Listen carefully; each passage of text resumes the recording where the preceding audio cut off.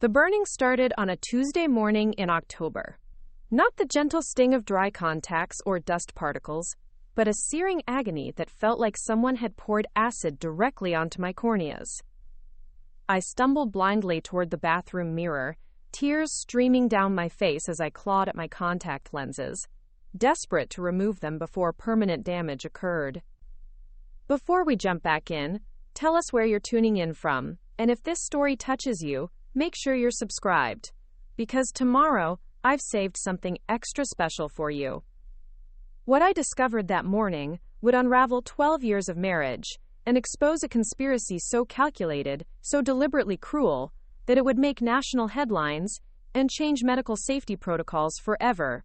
My husband David calmly sipped his coffee at the kitchen island as I screamed for help, my vision blurred and my eyes swollen nearly shut. "Probably just a bad batch of solution," he said without looking up from his medical journal. For an anesthesiologist who spent his days monitoring patients for the slightest signs of distress, his indifference to my obvious pain should have been the first red flag. Instead, I trusted the man I'd loved since college, the father of our 2 children, the respected doctor whose colleagues praised his attention to detail and patient care. 3 months later, as I watched David being led away in handcuffs from the Mountain View Medical Center Annual Excellence Awards dinner, I realized that Tuesday morning wasn't an accident or contamination. It was attempted assault with a caustic substance, carefully planned and methodically executed by the man who had promised to love and protect me until death do us part. The man who had been slowly trying to blind me for reasons that went far deeper than a simple affair or midlife crisis. My name is Rachel Morrison, and until October 15th of last year, I believed I was living the American dream in Riverside, Colorado. Our Tudor-style house on Elm Street sat perfectly manicured in the heart of Maple Ridge, where the morning joggers waved to each other and the children's laughter echoed from well-maintained playgrounds. David and I had built what everyone saw as an enviable life together. He was Dr. David Morrison, chief anesthesiologist at Mountain View Medical Center, respected by colleagues and trusted by patients who placed their lives in his capable hands during surgery. I was Rachel Morrison, devoted wife and mother, the woman who had put her promising graphic design career on hold to support David through his medical residency and raise our children. Tyler, our 14-year-old son, had inherited David's analytical mind and excelled in advanced mathematics and science. Chloe, our 11-year-old daughter, possessed an artistic soul that reminded me daily of the creative dreams I'd shelved for family life. They were good kids, honor roll students who played soccer and violin respectively, children who made us proud at school conferences and neighborhood barbecues. From the outside, we appeared to have mastered the delicate balance of successful careers, active children, and a stable marriage that had weathered the typical storms of medical school debt, long hospital hours, and the general chaos of raising 2 children. David's colleagues often remarked on our partnership during hospital social events. While other medical families struggled with divorce rates that climbed above 60%, we seemed immune to the pressures that destroyed so many relationships in high-stress medical environments. "Rachel makes it all possible," David would say at hospital fundraisers, his arm around my waist as we mingled with pharmaceutical representatives and hospital administrators. I couldn't focus on saving lives if I worried about everything else falling apart at home. The other doctors' wives smiled and nodded, some with genuine warmth, others with barely concealed envy. We had achieved what many of them struggled to maintain: financial security, beautiful children, and a husband whose career continued its upward trajectory without the usual casualties of neglected family relationships. David's reputation at Mountain View was sterling. Patients specifically requested him for complex procedures, knowing that his meticulous nature and steady hands made him one of the safest anesthesiologists in the region. Our morning routines had become choreographed perfection over the years. David would rise at 5:30, shower quietly while I prepared his coffee and reviewed his schedule. I'd wake the children at 6:15, ensure they ate breakfast and gathered their school supplies while David read medical journals at the kitchen island. He'd kiss me goodbye at 7 precisely, usually distracted by some surgical case he'd be monitoring that day, and I'd wave from the front window as his silver BMW disappeared down Elm Street toward the hospital. My days followed their own predictable rhythm. After dropping Tyler and Chloe at Riverside Middle School, I'd return home to tackle household management, volunteer commitments, and the occasional freelance design project that kept my creative skills from completely atrophying. I served on the school board, organized fundraisers for the children's sports teams, and maintained the social connections that supported David's professional network. Wednesday evenings were for family dinners without electronic devices. Saturday mornings meant soccer games and violin lessons. Sunday afternoons involved family hikes in the nearby Rocky Mountain foothills, where David would point out various plant species to the children while I captured candid moments with my camera. The perfection of our routine was both comforting and suffocating, though I didn't recognize the suffocation until much later. I had become an expert at anticipating David's needs, managing his stress, and ensuring that nothing in our domestic sphere interfered with his professional obligations. When he worked late, I handled homework help and bedtime stories alone. When he traveled to medical conferences, I managed school events and household crises without complaint. When he seemed distant or preoccupied, I attributed it to the natural pressures of holding lives in his hands during lengthy surgical procedures. Looking back, I can identify the subtle changes that preceded that October morning, though at the time they seemed insignificant. David had become more particular about our bathroom organization, insisting that my contact lens supplies be stored in a specific cabinet rather than scattered across the counter. He'd begun working later shifts, claiming that the hospital was understaffed and his expertise was needed for increasingly complex cases. Our conversations had shifted from intimate partnership discussions to logistical coordination about children's schedules and household maintenance. The physical distance had grown gradually enough that I barely noticed. David claimed exhaustion from 16-hour surgical days when I reached for him in bed. He developed a sensitivity to my perfume, saying the scent triggered headaches that interfered with his concentration during delicate procedures. Our weekend hiking became less frequent as he complained of back pain from long hours standing in operating rooms. Even our rare date nights felt scripted, as if he were performing the role of attentive husband rather than actually engaging with me as a person.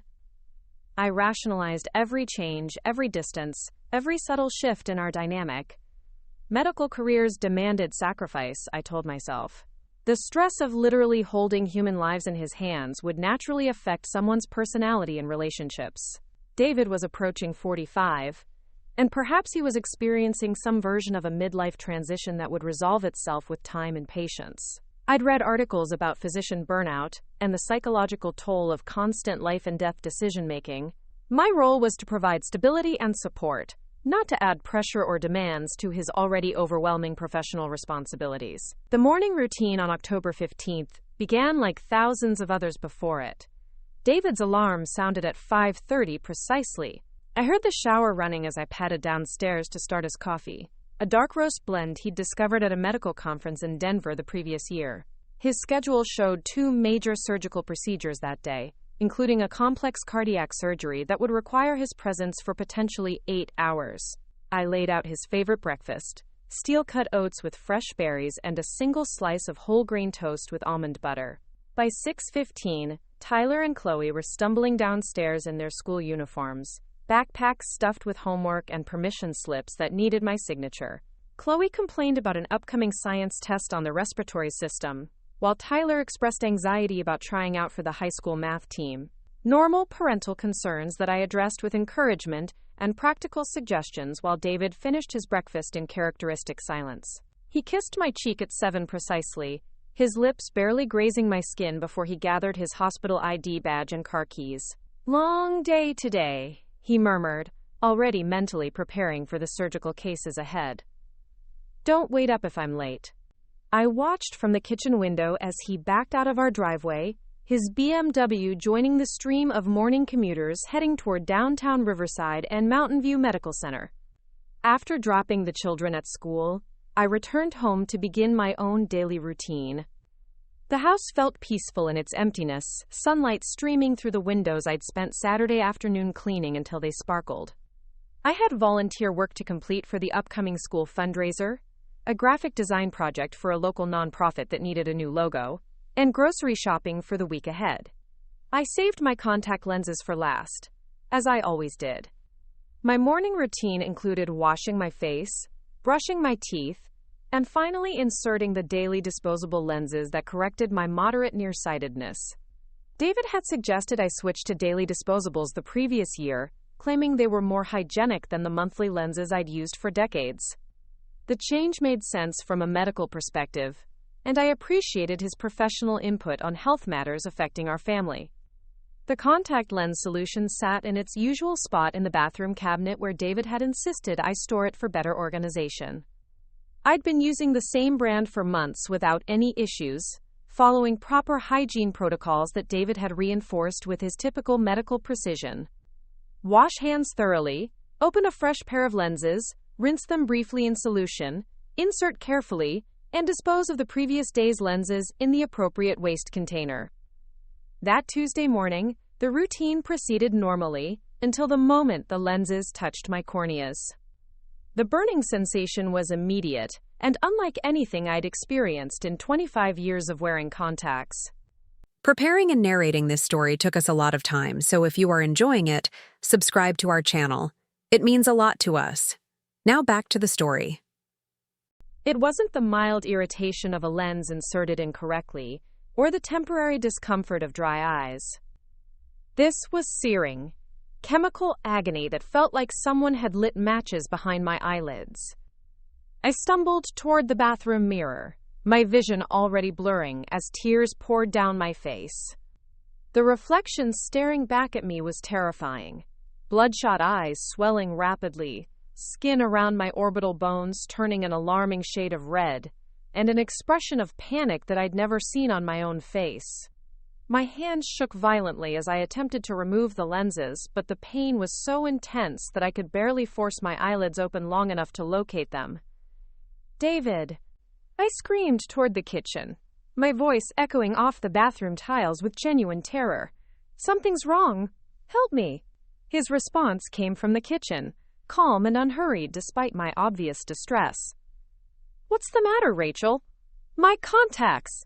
I managed between gasping sobs, finally succeeding in removing one lens with trembling fingers. "They're burning. Something's wrong with them." I heard his coffee mug being placed deliberately on the granite countertop, followed by the measured footsteps of someone approaching without urgency. David appeared in the bathroom doorway, his expression showing mild curiosity rather than the alarm I expected from a medical professional whose wife was clearly experiencing some form of chemical injury. "Let me see," he said, his voice carrying the detached clinical tone he used with patients rather than the concerned intimacy I needed from my husband. He examined my swollen, reddened eyes with the same dispassionate interest he might show when reviewing a routine lab report. "This is agony," I whispered, clutching the bathroom counter for support as I struggled to remove the second lens. "I can barely see. What could cause this?" David's diagnosis came without hesitation or investigation. "Probably just a bad batch of solution. These things happen occasionally with contact lens products. You should rinse your eyes thoroughly and avoid wearing contacts for a few days." His explanation seemed reasonable from a medical standpoint, though something about his tone felt wrong in ways I couldn't articulate through the haze of pain and panic. He didn't offer to examine the solution bottle, didn't suggest we contact the manufacturer to report a potential safety issue, didn't display the protective concern I expected from someone who loved me. Instead, he returned to the kitchen to finish his breakfast as if my obvious suffering was merely an inconvenient interruption to his morning routine.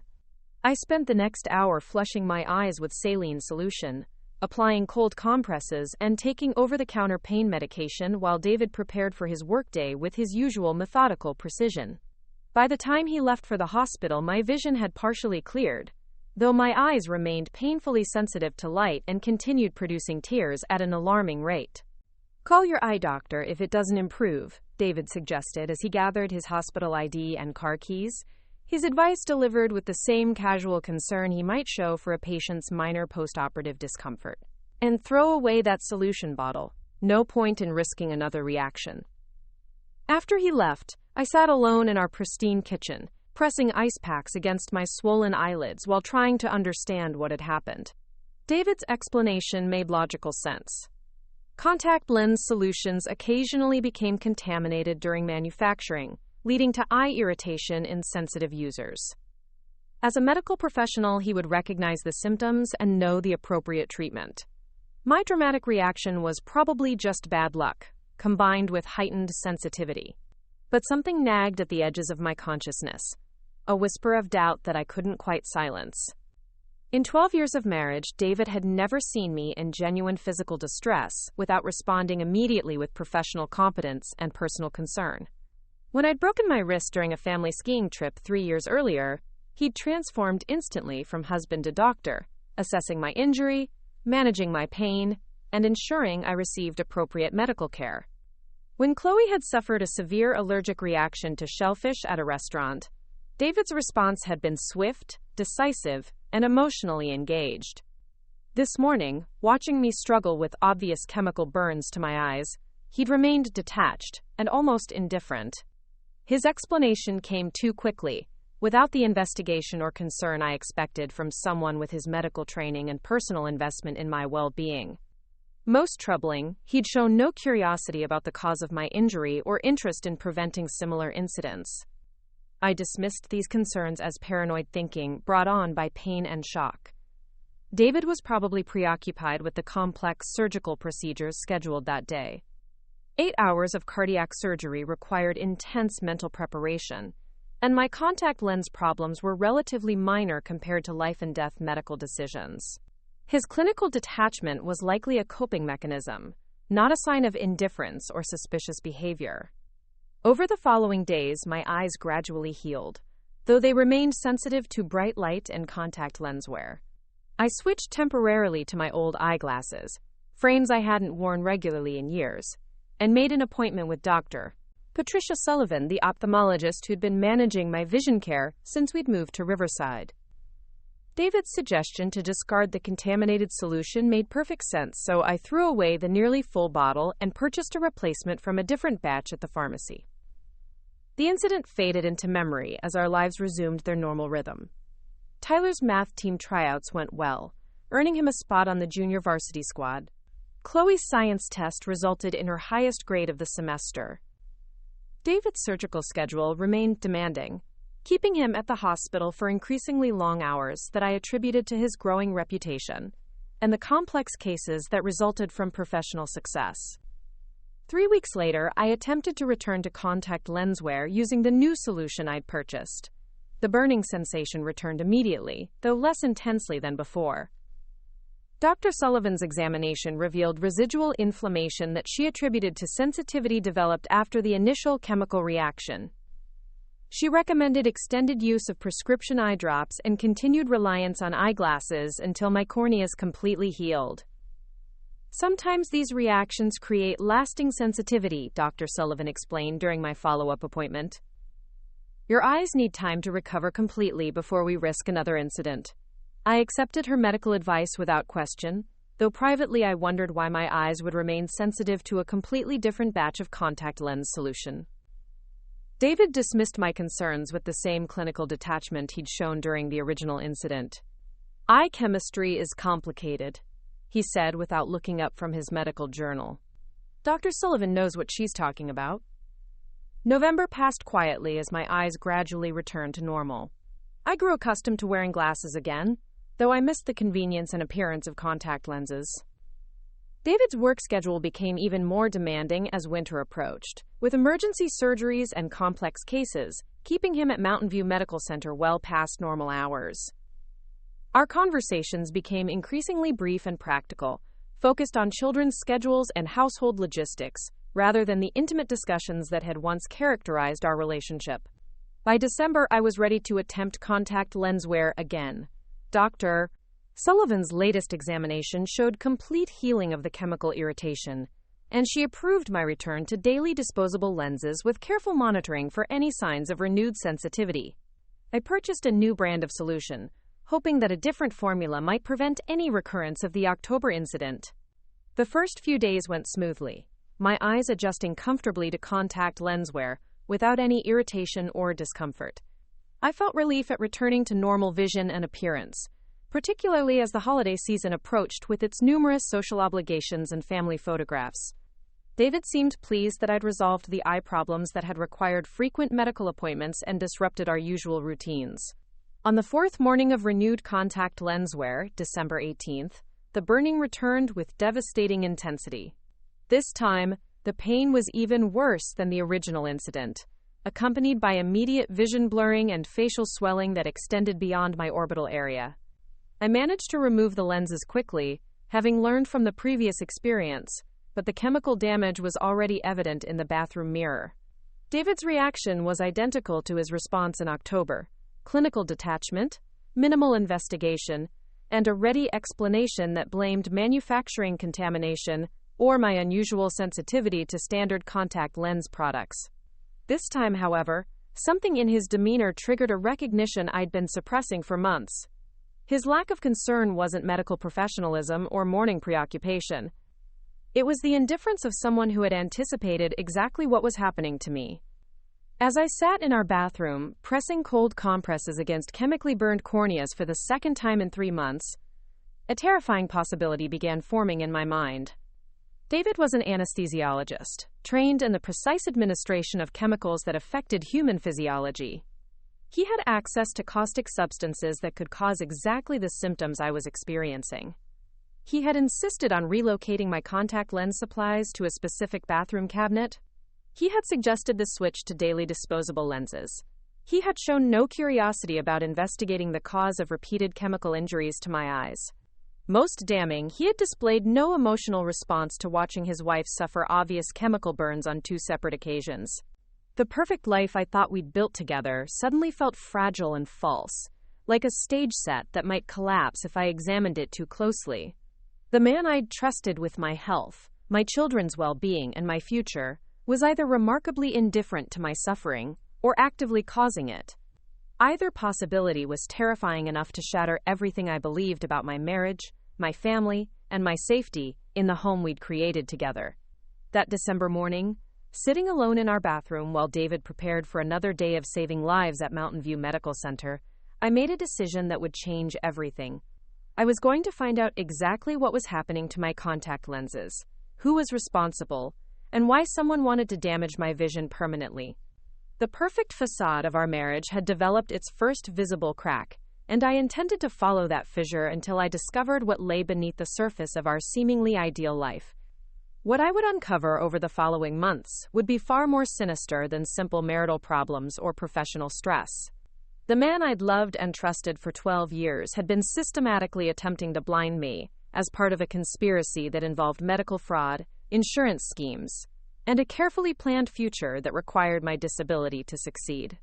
The contact lens attacks were just the beginning of a plot so calculated and cruel that it would ultimately expose corruption, reaching into the highest levels of Mountain View Medical Center. But that December morning, pressing ice against my burning eyes while my husband calmly ate breakfast downstairs, I only knew that something was terribly wrong in the house on Elm Street. The perfect life was cracking open, and I was finally ready to see what lay beneath. The investigation began with a single photograph taken on my phone while David was at the hospital the morning after my second chemical burn incident. I documented the contact lens solution bottle sitting innocuously in our bathroom cabinet, its clear liquid appearing identical to the hundreds of bottles I'd used throughout my adult life. Something about David's immediate dismissal of my repeated injuries felt calculated, rehearsed, as if he'd been preparing responses to questions I hadn't yet thought to ask. My sister Lisa arrived that afternoon, her nursing background making her the perfect ally for understanding the medical implications of what I was experiencing. Lisa worked as a trauma nurse at Denver General Hospital, 40 miles from Riverside, and her expertise in chemical injuries proved invaluable as we examined my symptoms with professional objectivity rather than the emotional confusion that had clouded my judgment. Chemical burns to the cornea don't happen randomly, Lisa explained as she photographed my still-reddened eyes with her phone. The concentration of caustic material required to cause this level of tissue damage means something was deliberately added to your solution. This isn't manufacturer contamination, Rachel. Someone put chemicals in that bottle. Her words confirmed the suspicion I'd been afraid to voice even to myself. David's medical training would give him access to caustic substances that could blind me permanently if the concentration were increased or the exposure time extended. His insistence on controlling where I stored my contact supplies suddenly seemed sinister rather than simply organizational. Most troubling, his complete lack of emotional response to my obvious suffering revealed either sociopathic indifference or guilty knowledge of the attacks. Lisa and I spent hours researching chemical injuries caused by contaminated contact lens solutions. The medical literature revealed cases of deliberate poisoning, usually involving domestic violence situations, where abusive partners used caustic household chemicals to permanently disable their victims. The pattern was always similar: initial minor exposure to test the victim's reaction, followed by increasingly concentrated attacks designed to cause maximum damage while maintaining plausible deniability. "We need to test that solution," Lisa said firmly. "If someone's adding bleach or other caustic chemicals, a laboratory analysis will show exactly what's been introduced and in what concentration. This is evidence of attempted assault, potentially attempted permanent disfigurement." The challenge was obtaining a sample of the contaminated solution without alerting David to my suspicions. He had shown no interest in investigating the cause of my injuries, but he might become defensive or eliminate evidence if he realized I was conducting my own analysis. I needed to collect samples carefully and document everything thoroughly before confronting him with accusations that could destroy our marriage if I was wrong, or escalate violence if I was right. That evening, while David worked late at the hospital, I used a sterile syringe from Tyler's diabetes testing kit to extract a small sample of contact lens solution from the bottle in our bathroom cabinet. Lisa had provided me with a sterile laboratory vial, explaining that proper chain of custody would be essential if this evidence eventually reached law enforcement. I documented the date, time, and exact location where I'd obtained the sample, then sealed the vial with tamper-evident tape Lisa had brought from her hospital. The local laboratory Lisa recommended specialized in forensic toxicology, serving law enforcement agencies and attorneys throughout Colorado. Dr. Martinez, the laboratory director, agreed to analyze my sample for caustic additives, though he warned that the results might take several days and would cost nearly $300. I paid in cash to avoid creating a paper trail that David might discover through our joint bank account. While waiting for laboratory results, I began documenting David's behavior patterns with the systematic attention to detail that had made me successful in graphic design work. I noted his work schedule, his interactions with our children, his responses to routine household situations, and particularly his reactions when I mentioned my ongoing eye problems. The man I'd lived with for 12 years was revealing himself to be a stranger, whose motivations and intentions I'd never truly understood. David's medical colleagues had always praised his meticulous attention to patient safety, his careful monitoring of anesthetic levels that kept surgical patients stable throughout complex procedures. The same precision that made him an excellent anesthesiologist would enable him to calculate exactly how much caustic material would cause temporary blindness versus permanent disability. His access to hospital chemicals and medical knowledge gave him both means and expertise to poison my contact lens solution without leaving obvious evidence. The financial implications of permanent disability began occurring to me as I researched the legal and insurance ramifications of chemical blinding.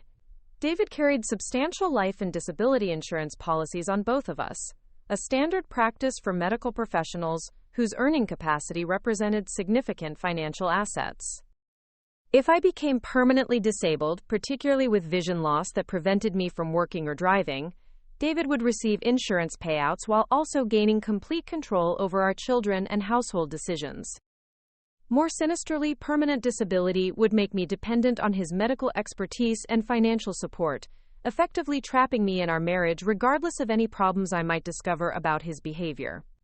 A blind wife couldn't easily investigate suspicious activities, couldn't drive to meet with lawyers or investigators, couldn't threaten his professional reputation or challenge his decisions about our family's future. Lisa helped me research domestic violence patterns involving medical professionals, a horrifying category of abuse that often went undetected, because the perpetrators possessed both the knowledge to cause harm and the credibility to dismiss their victims' complaints. Emergency room doctors frequently failed to recognize deliberate poisoning when the abuser was a respected colleague whose explanations seemed medically plausible. Medical professionals who abuse their families are particularly dangerous, Lisa explained, during one of our late-night research sessions. They understand exactly how much damage they can cause without killing their victims, and they know how to manipulate medical personnel who might otherwise intervene. David's reputation at Mountain View would make it nearly impossible for you to get help from his colleagues. The laboratory results arrived on a Friday afternoon while David was performing emergency surgery that would keep him at the hospital until well after midnight. Dr. Martinez called my cell phone personally, his tone grave as he explained what his analysis had revealed about my contact lens solution. "Mrs. Morrison, your sample contains sodium hypochlorite at a concentration of approximately 12%, he said carefully. That's household bleach, deliberately added to your contact lens solution in quantities that would cause severe chemical burns to ocular tissue. This isn't accidental contamination. Someone intentionally poisoned this solution with caustic chemicals." The confirmation of my worst fears felt simultaneously devastating and validating. David had been systematically attempting to blind me, calculating doses of household bleach that would cause progressive damage to my corneas, while maintaining enough plausible deniability to avoid immediate suspicion. The man who took an oath to, first, do no harm, had been deliberately harming his own wife for reasons I still couldn't fully comprehend. Dr. Martinez recommended that I contact law enforcement immediately, explaining that chemical assault charges could be filed based on his laboratory analysis and my documented injuries. He offered to provide expert testimony about the deliberate nature of the contamination and the serious health risks posed by continued exposure to the adulterated solution. That night, alone in our house while David worked late, I called the Riverside Police Department's non-emergency line to report suspected domestic violence involving chemical poisoning. The desk sergeant who took my call seemed skeptical that a respected doctor would poison his wife's contact lens solution, but he agreed to have a detective contact me the following Monday to discuss my allegations and evidence. I spent the weekend maintaining normal routines while internally preparing for the confrontation that would inevitably destroy our marriage and possibly send David to prison. Tyler had a soccer tournament that required driving to 3 different fields around Riverside. Chloe needed help with a school project about renewable energy sources. Both children deserved protection from the knowledge that their father had been trying to blind their mother, but they also needed to understand that our family was about to change dramatically. The detective who contacted me Monday morning was James Rodriguez, a 15-year veteran of the Riverside Police Department, who specialized in domestic violence cases involving professional perpetrators. Detective Rodriguez had investigated similar cases involving doctors, lawyers, and other educated abusers who used their specialized knowledge to harm family members while avoiding detection. Medical professionals make particularly challenging perpetrators, Detective Rodriguez explained during our initial meeting at the police station. Their colleagues are reluctant to believe accusations against them, their victims often delay reporting because they trust their medical judgment, and they're skilled at manipulating evidence to support innocent explanations for suspicious injuries. I provided Detective Rodriguez with the laboratory analysis, photographs of my chemical burns, documentation of David's suspicious behavior, and a detailed timeline of both poisoning incidents. He listened carefully, taking notes and asking clarifying questions that demonstrated his experience with similar cases. "The good news is that we have clear evidence of criminal activity," he said, after reviewing all my documentation. "Chemical assault is a felony in Colorado, and the laboratory analysis proves someone deliberately contaminated your contact lens solution with caustic material. The challenge will be proving your husband was the perpetrator, since he's not the only person with access to your bathroom." Detective Rodriguez explained that successful prosecution would require additional evidence linking David specifically to the contamination. This might include fingerprints on the solution bottle, witness testimony about his suspicious behavior, or evidence of his access to sodium hypochlorite in concentrations consistent with the laboratory findings. "We'll need to execute a search warrant for your residence and your husband's workplace," Detective Rodriguez continued. "If he's been obtaining bleach or other caustic chemicals from the hospital, there should be procurement records or inventory discrepancies we can trace. Medical facilities maintain strict controls over chemical supplies, so unauthorized removal would leave a paper trail." The investigation would necessarily involve Mountain View Medical Center, potentially destroying David's career, even if criminal charges weren't ultimately filed. Hospital administrators would be required to cooperate with the police investigation, reviewing David's access to chemical supplies and examining any complaints or unusual incidents involving his behavior. More immediately, Detective Rodriguez insisted that I take precautions to protect myself from continued attacks while the investigation proceeded. This meant avoiding all contact lens use, securing any personal care products that David might contaminate, and maintaining detailed documentation of his behavior and whereabouts. If he realizes you're investigating him, the violence could escalate, Detective Rodriguez warned. Domestic abusers often become more dangerous when they feel their control slipping. You should consider staying elsewhere while we gather evidence and prepare for his arrest. Lisa offered to let me and the children stay at her Denver apartment, but moving out of our house would alert David to the investigation and potentially prompt him to destroy evidence or flee. Instead, I decided to maintain our normal routine while taking covert precautions to document his activities and protect myself from further attacks. The waiting period between reporting the crime and David's arrest was the most terrifying week of my marriage. I smiled and made conversation during family dinners while secretly recording our interactions on my phone. I maintained physical intimacy while internally recoiling from the touch of someone who had been systematically trying to blind me. I helped our children with homework and drove them to activities while calculating how their lives would change when their father was arrested for attempted assault. David's behavior during this period seemed normal, even affectionate, as if he had no awareness that his carefully planned attacks had been discovered and reported to authorities. He asked about my eye health with apparent concern, suggested I make another appointment with Dr. Sullivan to monitor my recovery, and even offered to research alternative contact lens brands that might be less likely to cause sensitivity reactions. His performance as a caring, concerned husband was so convincing that I occasionally doubted my own evidence and conclusions. Perhaps the laboratory had made an error. Perhaps someone else had access to our bathroom and motives for harming me. Perhaps David's medical training made him seem callous about injuries that weren't immediately life-threatening, but his intentions were genuinely protective rather than malicious. These moments of doubt were shattered when Detective Rodriguez called Wednesday evening with updates from the hospital investigation. Mountain View Medical Center's security footage showed David accessing the hospital's chemical storage facility multiple times over the past 6 months, signing out small quantities of sodium hypochlorite for what he claimed were equipment sterilization purposes unrelated to his anesthesiology duties. The hospital's chemical inventory records show discrepancies that match the timeline of your poisoning incidents, Detective Rodriguez explained. Your husband was removing bleach from hospital supplies on dates that correspond exactly with your chemical burns. This gives us both means and opportunity to support the criminal charges. The hospital investigation had also revealed complaints from nursing staff about David's increasingly erratic behavior during surgical procedures.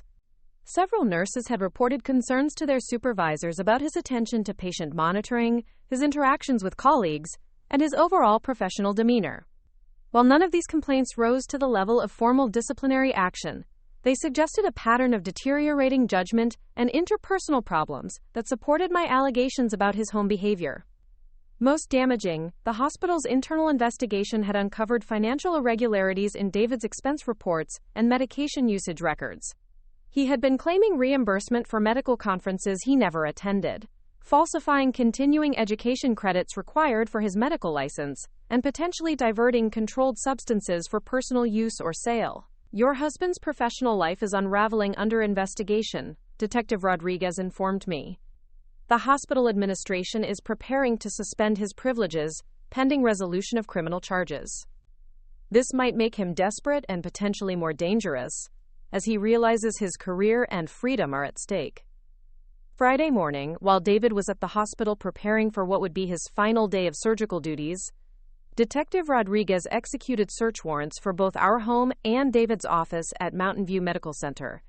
The search revealed additional evidence of his systematic planning to disable me, including research materials about chemical injuries to eyes, calculations about caustic concentrations required to cause permanent blindness, and drafts of insurance claims he intended to file following my anticipated disability. Most chilling, investigators found a detailed timeline in David's handwriting that mapped out a progression of increasingly severe attacks on my vision, culminating in permanent blindness that would occur slowly enough to appear accidental, but completely enough to make me entirely dependent on his care. The timeline included notes about optimal chemical concentrations, expected healing times between attacks, and strategies for avoiding medical suspicion during my treatment. Hidden in his office desk, detectives discovered a life insurance policy on me that David had purchased 6 months earlier without my knowledge. The policy would pay him $2 million in the event of my accidental death, but also included substantial disability benefits that would provide ongoing income if I became permanently incapacitated. The timing of this policy coincided exactly with the beginning of his attacks on my contact lens solution. The evidence painted a picture of calculated, systematic abuse, designed to disable me permanently while generating financial benefits for David and ensuring my continued dependence on his care. This wasn't a crime of passion or momentary violence, but a carefully planned campaign of chemical assault that could have resulted in permanent blindness or even death if the concentrations had been miscalculated or my exposure time extended. That afternoon, while I waited at Lisa's apartment with Tyler and Chloe, Detective Rodriguez arrested David at Mountain View Medical Center as he was completing his rounds between surgical procedures. The arrest occurred in front of his colleagues, nursing staff, and hospital administrators, immediately ending his medical career and professional reputation, regardless of the ultimate legal outcome. The charges included aggravated assault, domestic violence, chemical endangerment, insurance fraud, and multiple counts related to his theft of hospital supplies and falsification of medical records. Bail was set at $500,000, an amount that reflected both the serious nature of the charges and David's potential for flight given his financial resources and professional connections. Mountain View Medical Center immediately suspended David's hospital privileges and launched an internal investigation into all surgical procedures he had supervised over the previous year. Patients whose surgeries had involved his anesthesia services were contacted and offered additional medical monitoring to ensure that his deteriorating professional behavior hadn't compromised their care or recovery.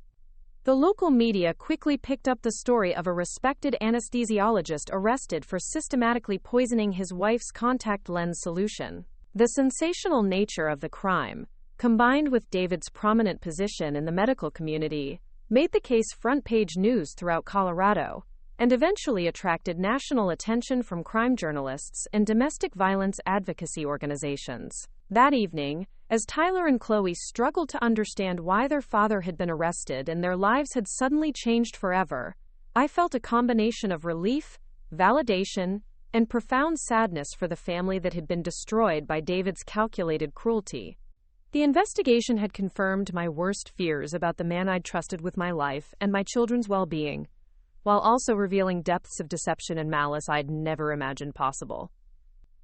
The legal process would take months to resolve, during which David's criminal defense team would undoubtedly argue that someone else had contaminated my contact lens solution, that the laboratory analysis was flawed, that his access to hospital chemicals was coincidental rather than criminal.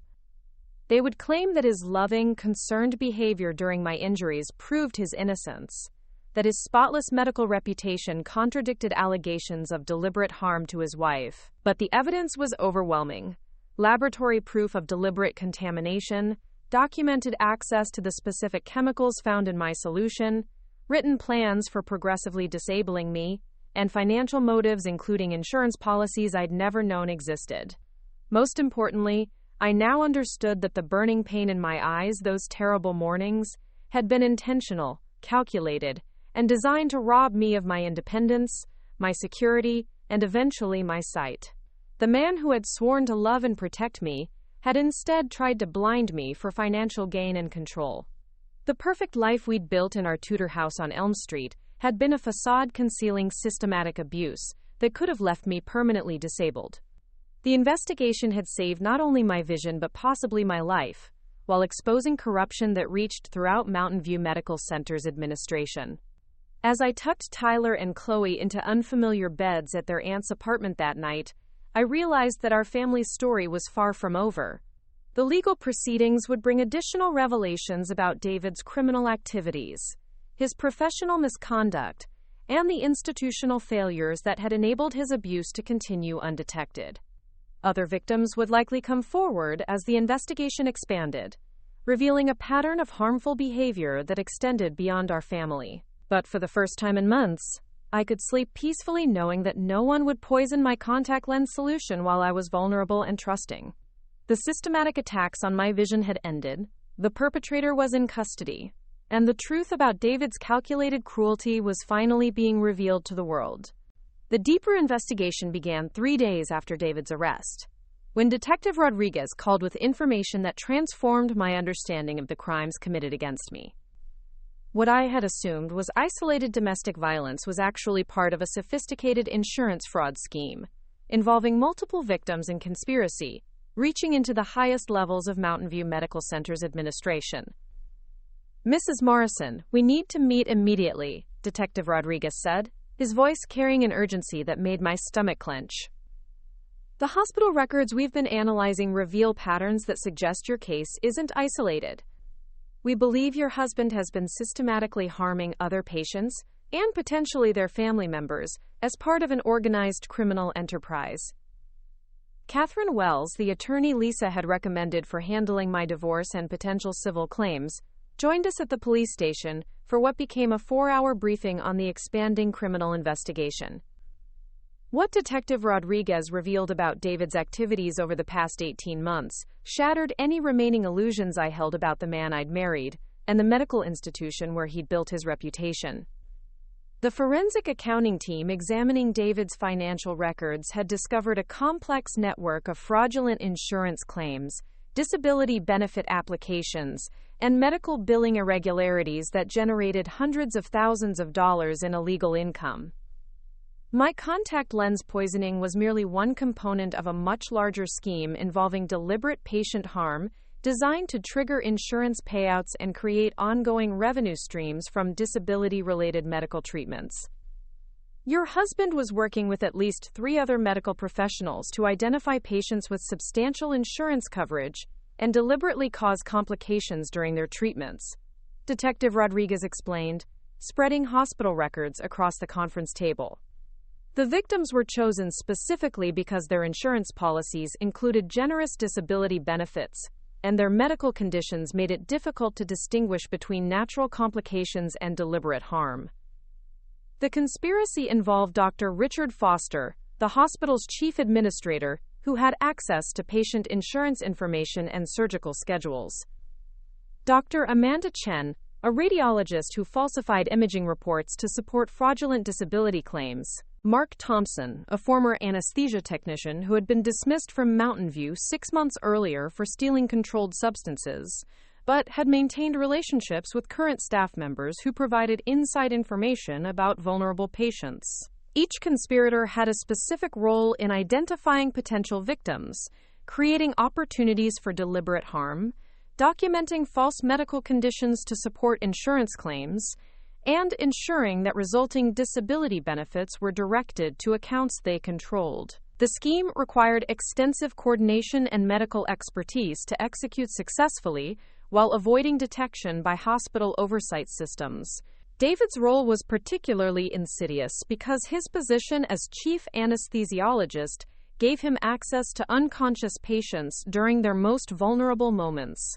While patients were under anesthesia for routine procedures, David would administer additional drugs or perform unnecessary manipulations that would cause complications requiring extensive follow-up treatment and potentially permanent disability. The victims identified so far included elderly patients whose families assumed their post-surgical complications were natural consequences of age and underlying health conditions, young adults whose careers were destroyed by mysterious neurological problems that developed after routine procedures, middle-aged professionals who experienced unexpected cardiac events during minor surgeries that left them permanently disabled and dependent on ongoing medical care. The beauty of their scheme was that anesthesia complications are difficult to prove, Detective Rodriguez continued. Patients are unconscious during the critical period, so they can't report unusual sensations or suspicious activities.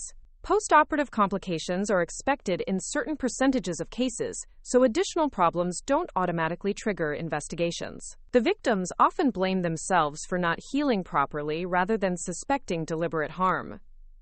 My case was unusual because the attacks occurred at home rather than during medical procedures, making David's criminal intent more obvious and easier to document. The contact lens poisoning provided clear evidence of deliberate harm that couldn't be attributed to natural medical complications or patient factors beyond David's control. Catherine Wells explained that my legal options now extended far beyond divorce proceedings and personal injury claims. The expanding criminal investigation created opportunities to pursue conspiracy charges, racketeering violations, and civil rights claims against not only David but also Mountain View Medical Center for failing to detect and prevent systematic patient abuse occurring within their facility. The hospital's liability is substantial, Catherine said, reviewing the preliminary evidence Detective Rodriguez had shared. They had multiple opportunities to identify suspicious patterns in your husband's patient outcomes, his unusual chemical procurement requests, and the clustering of complications among patients with generous insurance coverage. Their failure to investigate these red flags enabled continuing harm to patients and their families. The most disturbing revelation involved the targeting of family members like myself, who possessed insurance policies or financial assets that could be accessed through disability claims or wrongful death benefits. David and his conspirators had identified spouses and children of wealthy patients whose harm would generate additional revenue streams while ensuring the primary patients remained dependent on continued medical treatment. 3 other wives of Mountain View physicians had experienced suspicious medical emergencies over the past year that resulted in permanent disabilities and substantial insurance payouts. One had suffered an unexplained allergic reaction during a routine dental procedure that left her with severe breathing difficulties requiring ongoing respiratory therapy. Another had developed mysterious neurological symptoms following a minor outpatient surgery that destroyed her ability to work and made her dependent on her physician husband's care. A third had experienced cardiac complications during what should have been routine gallbladder removal, resulting in permanent heart damage and disability benefits exceeding $2 million. The pattern becomes obvious once you know what to look for, Detective Rodriguez said, pointing to a timeline that mapped various incidents across different medical specialties and insurance providers. These weren't random medical mishaps. They were carefully planned attacks designed to generate maximum financial benefit while maintaining plausible medical cover stories. The investigation had also uncovered evidence of patient deaths that might have been deliberate murders disguised as surgical complications. 5 elderly patients with substantial life insurance policies had died unexpectedly during routine procedures supervised by David, with post-mortem examinations revealing drug concentrations that seemed excessive for their medical conditions and body weights. The families had been too grief-stricken to question the medical explanations provided by hospital personnel, and the deaths had been attributed to natural complications rather than potential homicide. Federal authorities were now involved because the insurance fraud crossed state lines and involved Medicare and Medicaid billing irregularities that constituted federal crimes. The FBI's healthcare fraud unit was examining David's cases dating back 5 years, potentially identifying dozens of additional victims whose medical complications might have been deliberately caused rather than naturally occurring. The scope of the criminal enterprise was staggering in its breadth and sophistication. David and his conspirators had stolen millions of dollars through fraudulent insurance claims while destroying countless lives through deliberate medical harm. They had exploited the trust that patients placed in medical professionals, using their expertise to cause suffering rather than provide healing. My role in exposing this conspiracy felt simultaneously empowering and overwhelming. The evidence I had gathered about my contact lens poisoning had opened an investigation that would ultimately save lives and prevent future victimization. But it also revealed that I had been married to someone whose capacity for cruelty exceeded anything I could have imagined. The legal proceedings became increasingly complex as additional victims came forward and federal charges were added to the existing state criminal case. David's defense team hired expensive attorneys who argued that he was being scapegoated for systemic problems at Mountain View Medical Center, that the evidence against him was circumstantial, and that his distinguished medical career proved his dedication to patient welfare rather than criminal intent.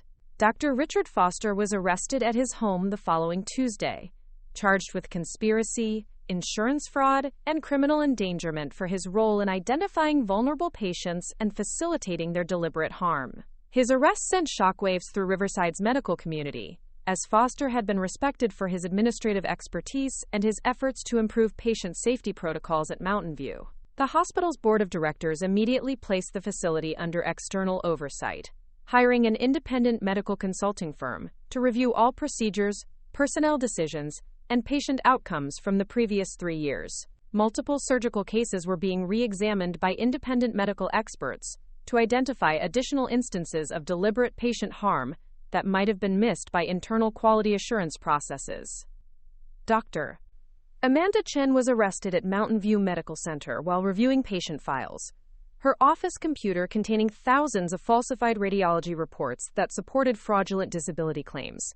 Her arrest occurred during her normal work shift, with FBI agents escorting her through hospital corridors filled with colleagues and patients who had trusted her professional integrity. The media attention surrounding the expanding investigation was intense and often overwhelming. Our family's story became the human face of a complex medical fraud scheme that violated fundamental assumptions about healthcare safety and professional ethics. Reporters camped outside Lisa's apartment, seeking interviews about my experience as a victim of systematic poisoning by a trusted medical professional. Tyler and Chloe struggled to understand how their father, whom they had admired for his life-saving medical work, could be accused of deliberately harming patients and attempting to blind their mother. School counselors worked with both children to process the trauma of learning that their family life had been built on lies and criminal activity that endangered not only our family but countless other innocent people. The psychological impact of discovering David's true nature was profound and long-lasting. I had lived intimately with someone whose public persona as a healer masked a private reality as a systematic abuser who harmed unconscious patients for financial gain. The trust I had placed in his medical judgment, his professional expertise, and his personal character had been completely misplaced, leaving me questioning my ability to accurately assess other people's motivations and intentions. Therapy sessions with Dr. Patricia Sullivan, a trauma specialist recommended by the Victim Services Coordinator, helped me process the complex emotions surrounding my victimization and the broader implications of David's criminal activities. The betrayal I experienced was multifaceted.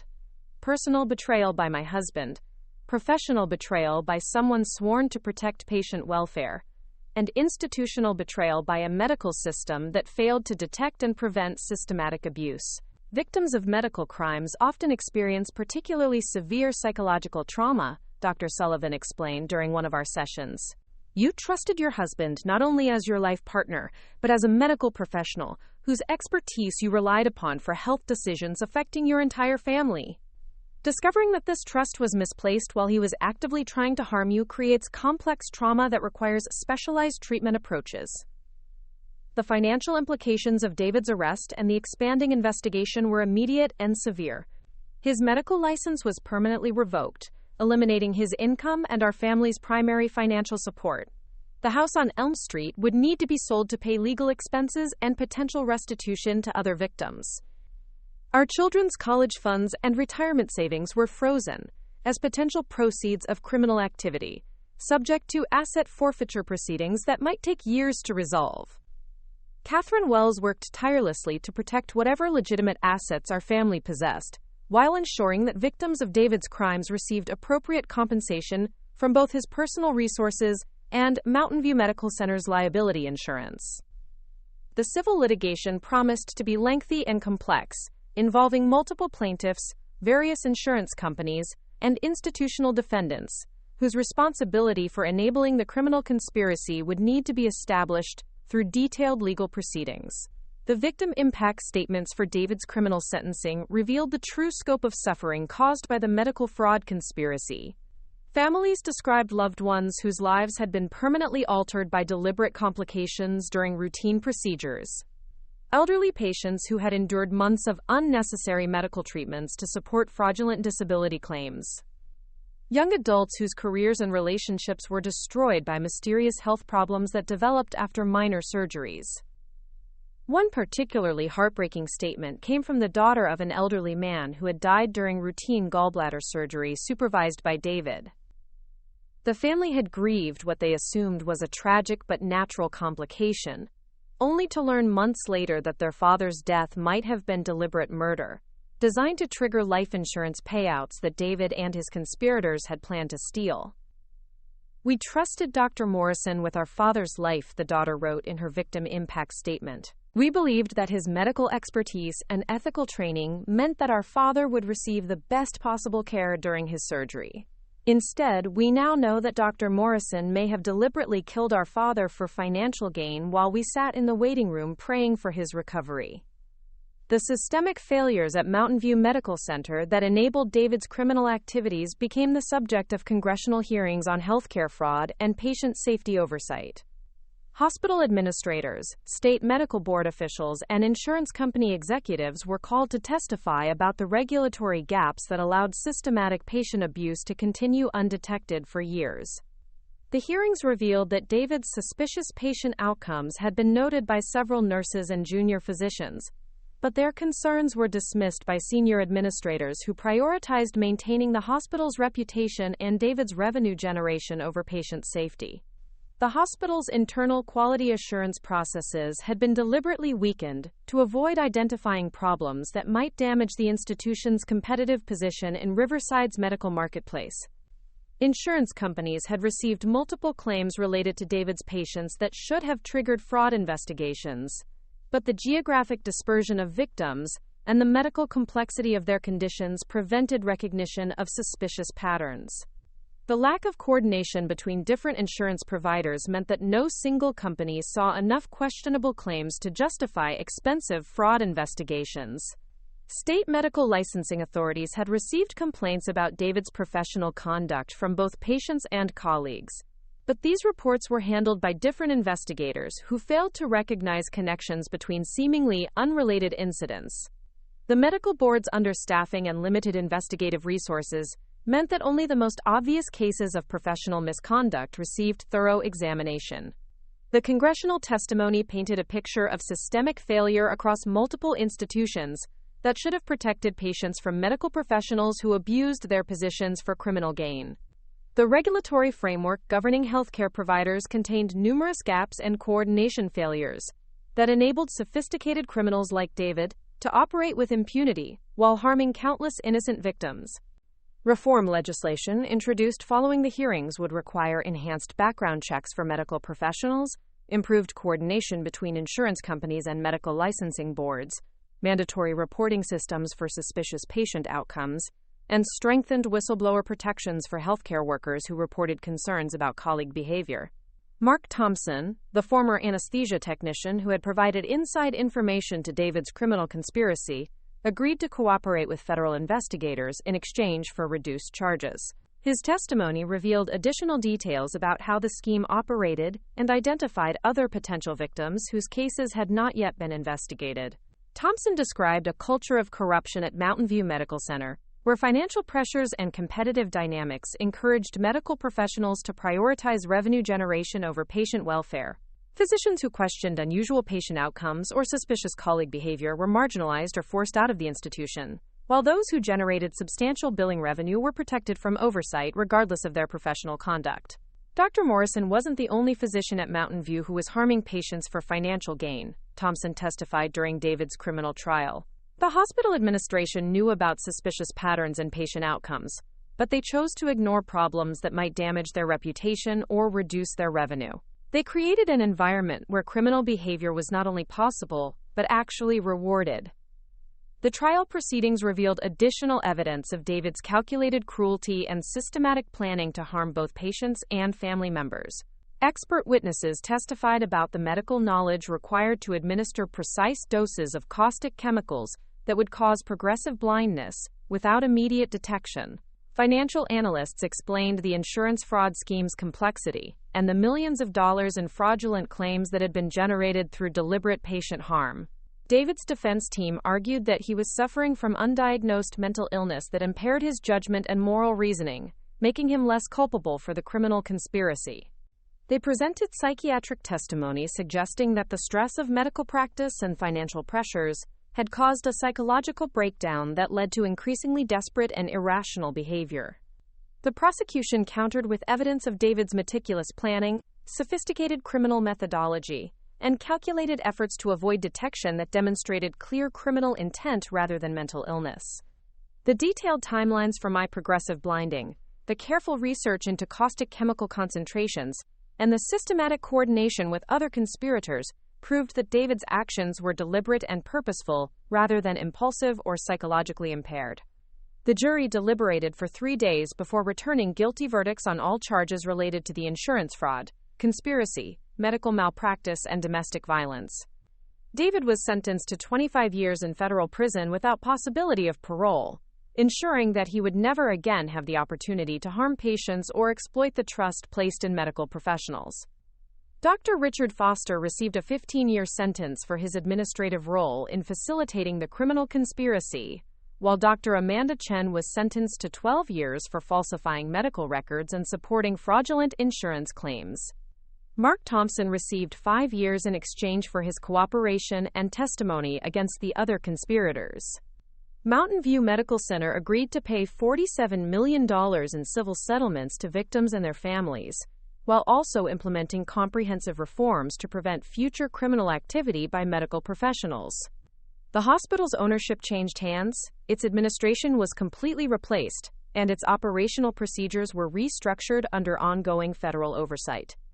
The financial recovery for our family was substantial, but could never compensate for the years of trauma, the destruction of our marriage, or the psychological damage inflicted on our children. Tyler and Chloe would require ongoing therapy to process the knowledge that their father had systematically harmed innocent people while attempting to blind their mother for financial gain. My own recovery involved not only healing from the physical damage to my eyes, but also rebuilding my identity and sense of security, after discovering that the person I trusted most in the world had been systematically betraying that trust while planning to permanently disable me. The contact lens attacks had ended, but the psychological impact of David's calculated cruelty would require years of professional treatment and personal growth to overcome. The investigation had expanded far beyond my individual case to expose institutional corruption that endangered countless patients and revealed fundamental flaws in the systems designed to protect healthcare consumers from criminal medical professionals. The reforms implemented following David's conviction would prevent similar conspiracies in the future, but they came too late to help the victims whose lives had already been destroyed by the systematic abuse we had endured. The moment of reckoning arrived on a crisp February evening during the Colorado Medical Association's annual awards gala at the Grand Riverside Hotel. The irony of the timing wasn't lost on me as I prepared to confront David one final time at the very event where he was scheduled to receive the Physician Excellence Award for his contributions to anesthesiology and patient safety. The medical community had yet to learn about his arrest, the pending criminal charges, or the massive fraud conspiracy that had been unraveling behind closed doors for months. My plan had been developing since Christmas, when Detective Rodriguez informed me that David's defense team was negotiating a plea agreement that would significantly reduce his prison sentence in exchange for cooperation against his co-conspirators. The prospect of David receiving a lenient sentence for attempting to blind me while destroying countless other lives felt like a betrayal of every victim who had suffered at his hands. The federal prosecutors are under pressure to resolve this case quickly, Detective Rodriguez had explained during our meeting at the courthouse. David's cooperation is valuable for prosecuting the hospital administrators and insurance executives who enabled this conspiracy. They're willing to reduce his charges substantially if he provides testimony that ensures convictions for the other defendants. The plea negotiations were proceeding in secret, away from media attention and victim input, with David's expensive defense team successfully arguing that his medical expertise made him an invaluable witness against the systematic corruption at Mountain View Medical Center. Federal prosecutors seemed more interested in headlines about institutional reform than in ensuring appropriate punishment for the individual physicians who had deliberately harmed patients and family members. Catherine Wells had been fighting tirelessly to ensure that victim voices were heard during the plea negotiations, but the complex federal case involved multiple jurisdictions, overlapping investigations, and political pressures that prioritized systemic reform over individual accountability. My opinion about David's sentence would be considered, but the final decision rested with prosecutors whose priorities extended far beyond my family's suffering. The injustice of watching David potentially escape meaningful consequences for his calculated cruelty motivated me to take matters into my own hands. The medical gala provided the perfect opportunity to expose his crimes publicly, ensuring that his professional reputation would be destroyed, regardless of whatever lenient sentence he might receive through plea bargaining. Lisa helped me plan every detail of the confrontation, from the timing of my arrival to the specific evidence I would present to maximize the impact on David's colleagues and the assembled medical community. We studied the gala's schedule, identified the optimal moment for maximum exposure, and prepared documentation that would leave no doubt about David's criminal activities and the systematic patient abuse he had orchestrated. The medical community needs to understand what one of their most respected members was actually doing to patients and families, Lisa said, as we reviewed photographs of my chemical burns and laboratory reports, confirming the deliberate contamination of my contact lens solution. Professional accountability doesn't end with criminal courts. These physicians need to know they were working alongside someone who violated every ethical principle they claimed to uphold. The evidence package I assembled for the gala confrontation included not only proof of my own victimization, but also documentation of the broader conspiracy that had harmed dozens of patients and their families. Hospital records showed suspicious patterns in David's patient outcomes. Financial documents revealed the insurance fraud scheme's scope and profitability. Victim statements described the devastating impact of deliberate medical complications on families who had trusted Mountain View Medical Center with their loved ones' lives. Tyler and Chloe knew about my plan to confront their father publicly, and both children supported my decision despite the additional trauma it might cause them at school and in our community. Their maturity in processing David's crimes and their understanding of the need for public accountability made me proud of their resilience, while also heartbroken that they had to endure such adult concerns at their young ages. Dad needs to face what he did, Tyler said with wisdom beyond his 14 years. The other doctors should know who they were working with, so it never happens again to other families. Chloe, now 12, and increasingly articulate about her emotions, expressed similar sentiments with characteristic directness. He hurt you on purpose, Mom, and he hurt other people too. Everyone should know the truth about what kind of person he really is. The gala was held in the Grand Riverside Hotel's largest ballroom, with nearly 500 members of Colorado's medical community in attendance. David arrived precisely on time, wearing the same black tuxedo he'd worn to our wedding 15 years earlier, accompanied by his criminal defense attorney who had been attending social events to maintain David's public image during the ongoing legal proceedings. I watched from across the ballroom as David mingled with colleagues who had no knowledge of his arrest, the pending criminal charges, or the systematic patient abuse that had been occurring under their noses at Mountain View Medical Center. His performance as a respected physician was flawless, discussing complex medical cases with apparent expertise while accepting congratulations for his upcoming award with practiced humility. The cognitive dissonance of seeing David interact normally with unsuspecting colleagues while knowing the truth about his criminal activities was almost overwhelming. These physicians trusted him, respected his medical judgment, and considered him a role model for professional excellence. They had no idea they were socializing with someone who had deliberately harmed patients for financial gain while attempting to blind his own wife through systematic chemical poisoning. Dr. Helena Morrison, the chief of surgery at Denver General Hospital and president of the Colorado Medical Association, delivered the keynote address about ethical leadership in modern healthcare. Her speech emphasized the sacred trust between physicians and patients, the moral obligations that came with medical expertise, and the critical importance of professional integrity in maintaining public confidence in healthcare institutions. Every physician in this room has sworn the Hippocratic Oath, Dr. Morrison declared from the podium, her words carrying across the ballroom filled with Colorado's medical elite. We have promised to first do no harm, to use our knowledge and skills for the benefit of our patients, and to maintain the highest standards of professional conduct. These aren't merely ancient words, but living principles that must guide every decision we make in our medical practice.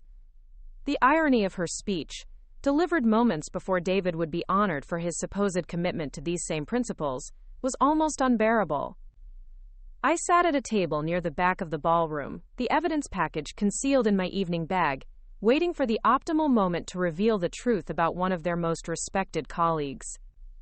The award presentation ceremony began with a video tribute highlighting David's medical career, his contributions to anesthesiology research, and testimonials from colleagues praising his dedication to patient safety. Former patients appeared on screen describing how David's expertise had ensured their comfort and security during complex surgical procedures, their gratitude genuine but tragically misplaced given what they didn't know about his criminal activities. Dr. David Morrison represents the finest traditions of our medical profession. The video narrator intoned over images of David working in operating rooms, attending medical conferences, and receiving recognition from various professional organizations. His commitment to excellence and his unwavering dedication to patient welfare make him a worthy recipient of our highest honor. As David approached the podium to accept his award, I rose from my seat and began walking toward the front of the ballroom. The timing was critical. I needed to reach the stage area while David was delivering his acceptance speech, when the entire audience was focused on his words and his message about professional responsibility and ethical leadership. "Thank you for this tremendous honor," David began, his voice carrying the confident authority that had made him so successful in his medical career.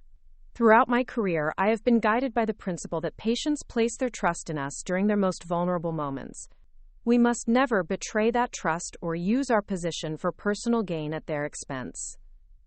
His words about trust and vulnerability, delivered while knowing he had systematically betrayed both, provided the perfect opening for my confrontation. I reached the edge of the stage area and spoke clearly, my voice carrying across the now silent ballroom. "Dr. Morrison, would you like to explain to your colleagues how you honored that trust when you were poisoning your wife's contact lens solution with bleach, attempting to blind her permanently for insurance money?" The ballroom fell completely silent as 500 physicians turned to stare at me, then back at David, whose face had drained of color as he realized his carefully maintained facade was about to collapse publicly. The award trophy remained in his hands, but his confident demeanor evaporated as he understood that his criminal activities were about to be exposed to the entire Colorado medical community. "I think there's been some misunderstanding," David stammered, his usual composed authority replaced by obvious panic. "This isn't the appropriate venue for discussing personal matters." "Personal matters?" I replied, my voice growing stronger as I pulled the evidence package from my evening bag. "Is that what you call systematic patient abuse, insurance fraud, and conspiracy to commit assault? Are those personal matters? Or are they violations of every ethical principle you just claimed to uphold?" Detective Rodriguez and 2 other officers entered the ballroom at that moment, having coordinated with me to ensure David's arrest would occur immediately following my public confrontation. The timing was perfect. David's colleagues would witness both the exposure of his crimes and his immediate arrest, eliminating any possibility that he could spin the allegations or maintain his professional reputation. "Dr. David Morrison, you're under arrest for violation of your bail conditions," Detective Rodriguez announced, his voice carrying clearly through the ballroom's sound system. "You were specifically prohibited from attending public events or representing yourself as a practicing physician while these charges are pending."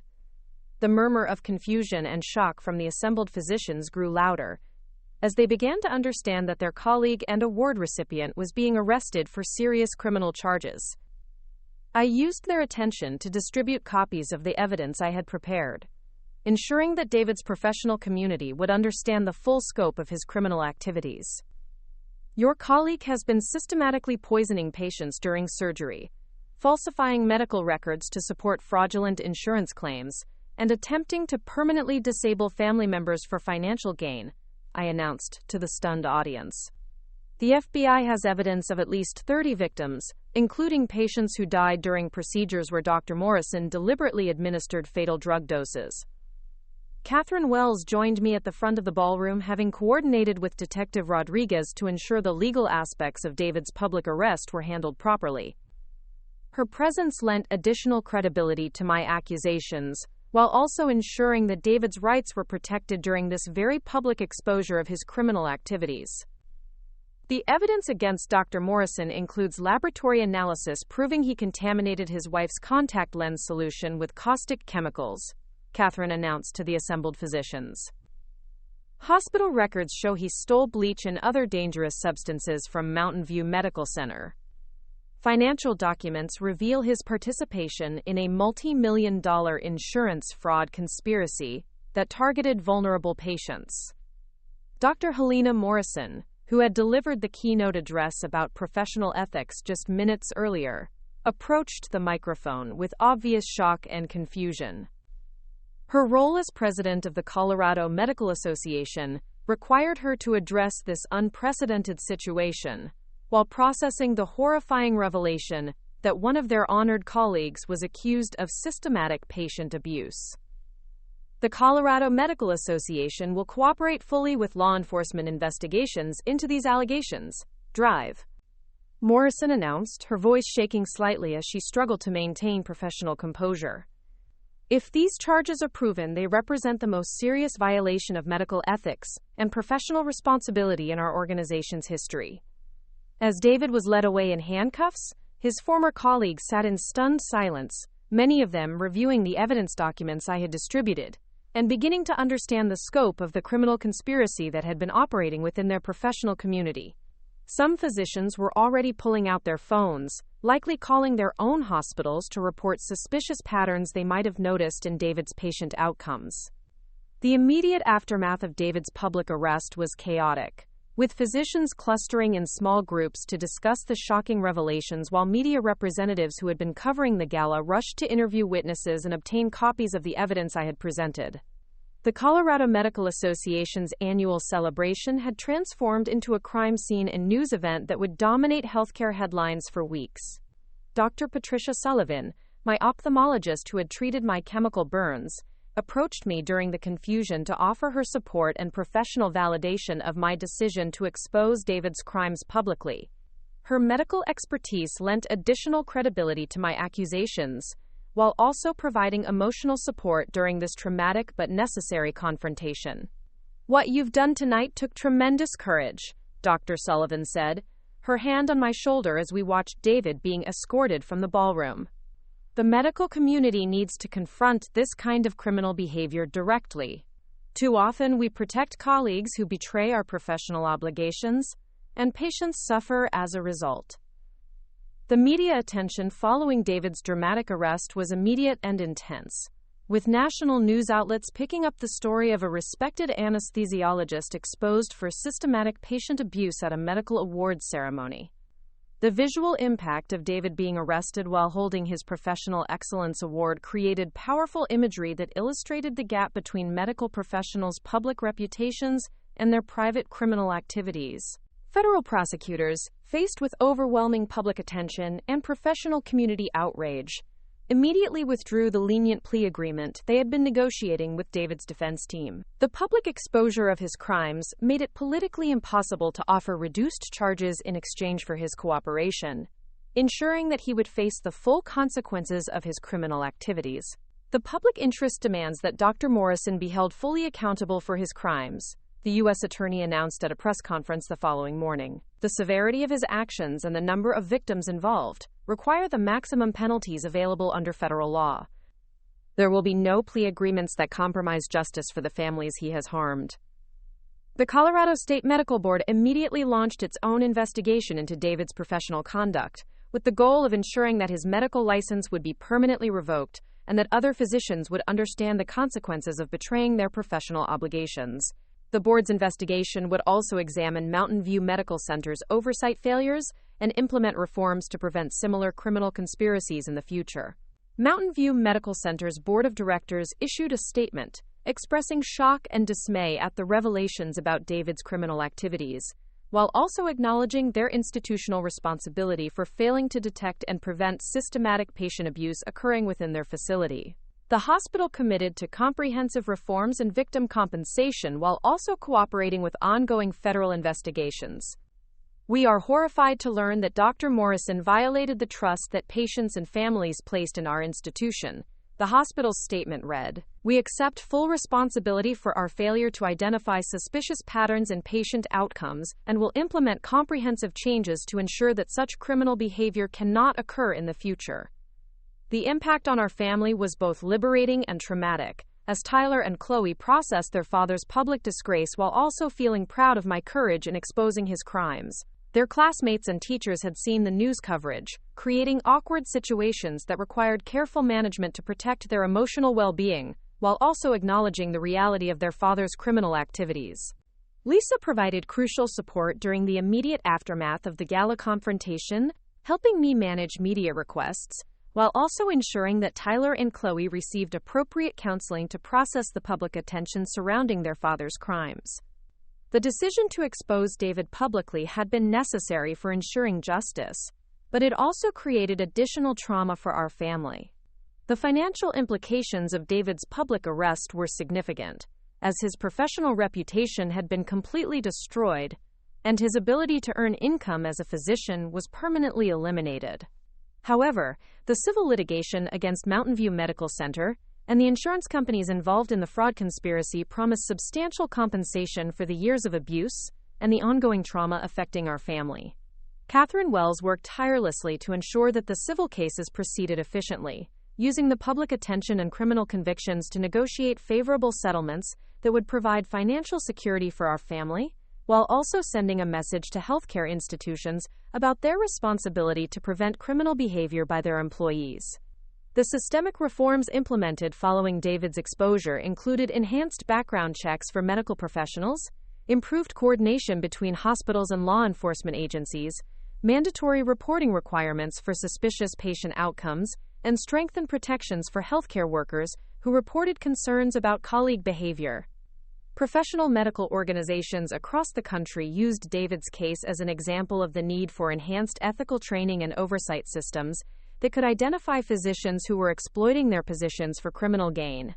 Medical schools implemented new curriculum requirements focused on recognizing and reporting professional misconduct, while licensing boards strengthened their investigation capabilities and penalties for ethical violations. The psychological impact of publicly confronting David and exposing his crimes was complex, involving feelings of empowerment mixed with sadness about the destruction of our marriage and the trauma inflicted on our children. The public vindication of my decision to investigate and report his criminal activities provided validation, but it couldn't eliminate the years of betrayal and abuse that had shaped our family's experience. Therapy sessions with Dr. Sullivan continued to focus on processing the complex trauma of discovering that someone I had trusted completely was systematically trying to harm me, while also harming countless other innocent victims. The public confrontation had been necessary for ensuring justice, but it also required ongoing emotional work to integrate the experience into my healing process. The broader impact on the medical community was significant, as physicians across Colorado and throughout the country began examining their own institutions for signs of the criminal behavior that David had demonstrated. Hospital administrators implemented new oversight systems, while medical professionals acknowledged their responsibility to report suspicious colleague behavior rather than protecting institutional reputations. David's dramatic fall from respected physician to convicted criminal served as a powerful reminder that professional credentials and community reputation could mask criminal behavior that betrayed the fundamental principles of medical practice. The public nature of his exposure ensured that his case would be remembered as a watershed moment in healthcare accountability and professional ethics enforcement. The evening that had begun as a celebration of medical excellence had ended with the exposure of systematic criminal behavior that violated every principle the assembled physicians claimed to uphold. The confrontation had been painful but necessary, ensuring that David would face appropriate consequences while also protecting future patients from similar abuse by medical professionals who exploited their positions for criminal gain. 6 months after David's sentencing to 25 years in federal prison, I stood in the boardroom of the newly established Morrison Foundation for Medical Ethics, surrounded by victim advocates, reformed healthcare professionals, and family members whose lives had been forever changed by medical crimes similar to what David had perpetrated. The foundation, funded primarily through the civil settlements from Mountain View Medical Center and various insurance companies, represented the transformation of our family's tragedy into a force for protecting future patients from criminal medical professionals. Today marks the official launch of our nationwide initiative to strengthen oversight systems and accountability measures within healthcare institutions. I announced to the assembled group, my voice steady with purpose that had emerged from months of healing and advocacy work. The Morrison Foundation will ensure that no family endures what we experienced, and no patient suffers deliberate harm from professionals they trusted with their lives.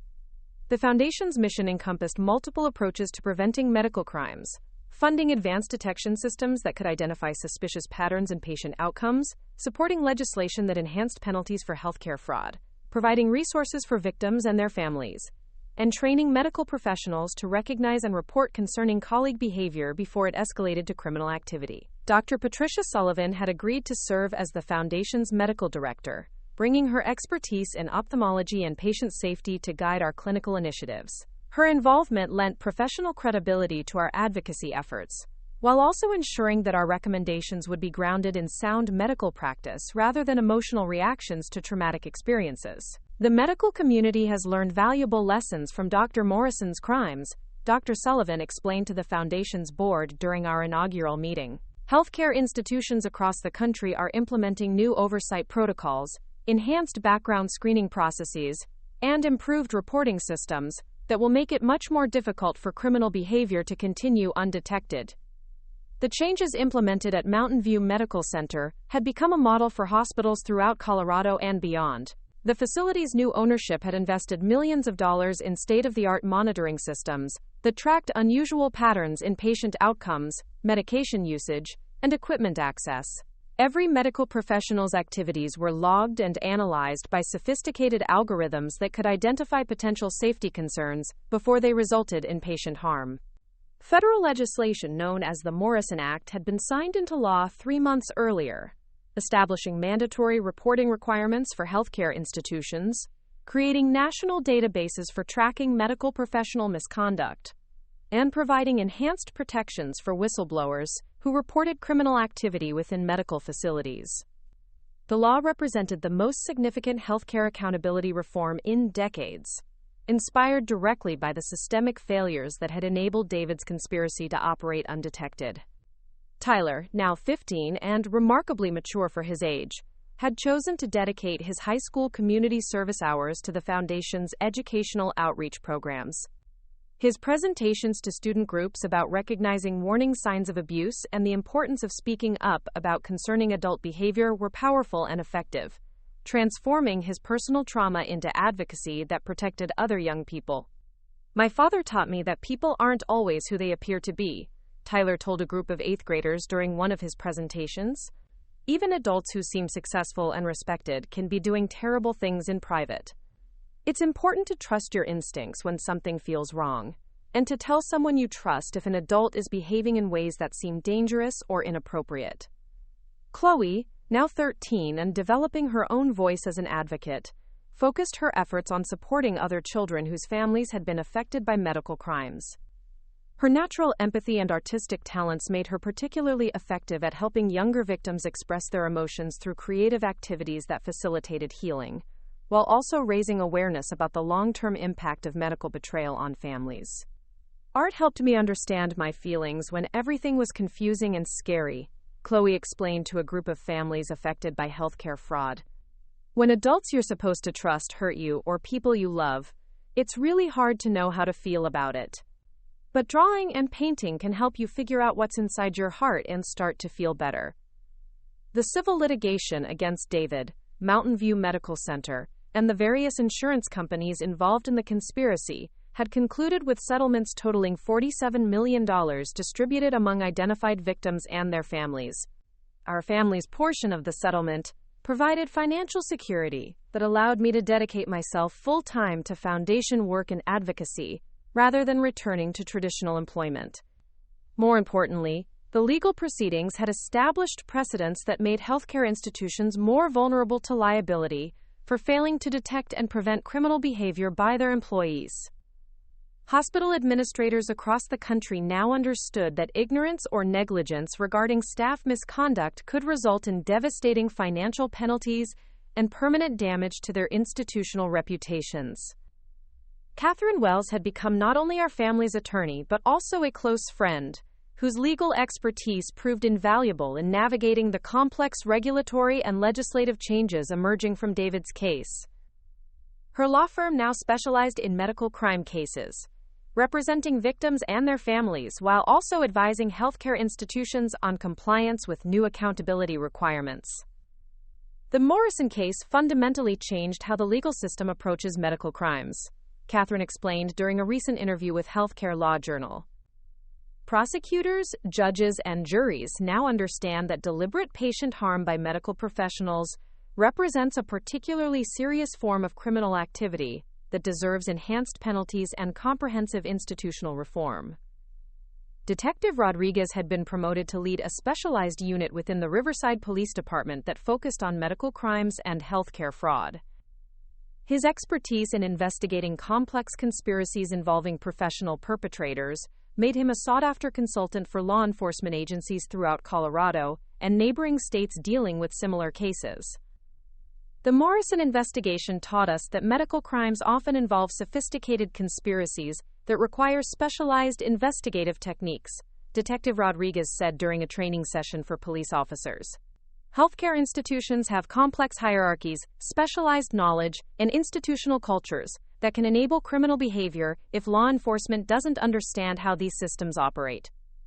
The broader impact of David's exposure extended far beyond our immediate community, as medical schools throughout the country implemented enhanced ethics training programs that used his case as an example of how professional knowledge could be corrupted for criminal purposes.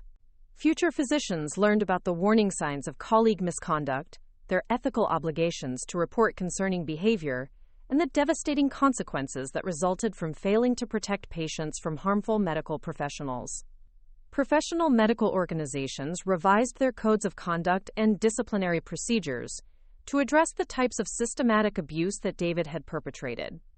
Medical licensing boards strengthened their oversight capabilities and developed new protocols for investigating complaints about physician behavior that might indicate criminal activity rather than mere professional incompetence. The psychological healing process for our family continued through ongoing therapy and support group participation, but the foundation work provided a sense of purpose that transformed our trauma into meaningful advocacy for other victims. The knowledge that our suffering had resulted in systemic changes that would protect countless future patients gave deeper meaning to the painful experience of discovering and exposing David's crimes. Dr. Patricia Sullivan, the trauma specialist who had guided my recovery, described the Foundation's establishment as a powerful example of post-traumatic growth, where individuals who had experienced severe trauma found ways to create positive meaning from their suffering while also preventing similar harm to others. Rachel's transformation from victim to advocate represents one of the most significant examples of resilience and empowerment I've seen in my practice, Dr. Sullivan observed during a conference presentation about trauma recovery. The Morrison Foundation demonstrates how individual healing can contribute to broader social change while also providing ongoing purpose and meaning for survivors of serious crimes. The relationship between Tyler, Chloe, and their father remained completely severed, with both children choosing not to visit David in prison or maintain any contact through letters or phone calls. Their decision, made with extensive therapeutic support and careful consideration of their emotional well-being, reflected their understanding that David's crimes represented a fundamental betrayal that couldn't be repaired through conventional family reconciliation processes. "We don't hate our father, but we also don't consider him part of our family anymore," Tyler explained during a family therapy session. "The person we thought was our dad never really existed. The real person tried to hurt our mom and other innocent people for money. We can't have a relationship with someone like that." Chloe expressed similar sentiments with characteristic directness. "He made choices that hurt people on purpose. That's not what fathers are supposed to do. Our real family is me, Tyler, Mom, and Aunt Lisa. We take care of each other, and we don't hurt people for money."